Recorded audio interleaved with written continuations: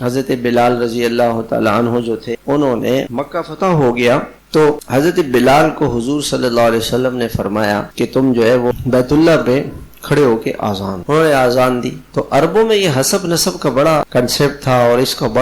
بڑی چیز اس کو سمجھتے، اس لیے قرآن میں اللہ تعالیٰ نے فرمایا فَلَا أَنْصَابَ بَيْنَهُمْ يَوْمَئِذٍ، اس دن کسی کو اس کا نسب کام نہیں آئے گا، مَنْ بَطَّأَ بِهِ عَمَلُهُ لَمْ يُسْرِعْ بِهِ نَسَبُهُ، جو اپنے عمل سے پیچھے ہو گیا اس کا نسب اس کو آگے نہیں کر سکتا کہ جی میں شیخ ہوں، میں مغل ہوں، اور میں سید ہوں، میں صدیقی ہوں، میں فاروقی ہوں، میں فلاں خاندان کا ہوں، لیکن عمل نہیں ہے تو یہ آگے نہیں ہے اللہ کے یہاں تو عمل کو دیکھا جائے گا۔ اللہ کے یہاں کس چیز کو دیکھا جائے گا؟ عمل۔ تو حضرت بلال نے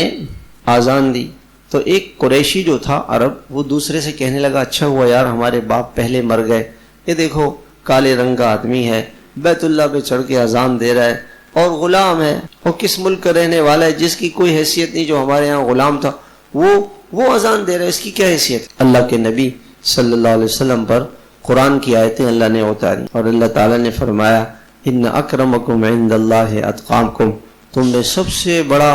آدمی اللہ کے یہاں وہ ہے جو اللہ سے ڈرنے والا ہے، چاہے غلام ہے، چاہے کالا ہے، چاہے غریب ہے، چاہے کسی ملک کا رہنے والا ہے۔ حضور صلی اللہ علیہ وسلم تشریف لائے، معراج سے واپس آئے، آپ نے حضرت بلال رضی اللہ عنہ کو بلایا اور کہا بلال میں جنت میں جب جا رہا تھا آپ کے جوتوں کی چلنے کی آواز جنت میں آ رہی، اللہ کے نبی جنت گئے تو حضرت بلال کے پاؤں کی چلنے کی آواز وہاں سنی، اور بلال تم کیا عمل کرتے ہو؟ کہ یا رسول اللہ میرے پاس تو کوئی عمل ہے نہیں۔ کہا نہیں بتاؤ۔ ہاں یا رسول اللہ ایک عمل ہے، جب مجھے وضو کی ضرورت پڑتی ہے میں وضو کرتا ہوں تو 2 رکعت نفل پڑھ لیں۔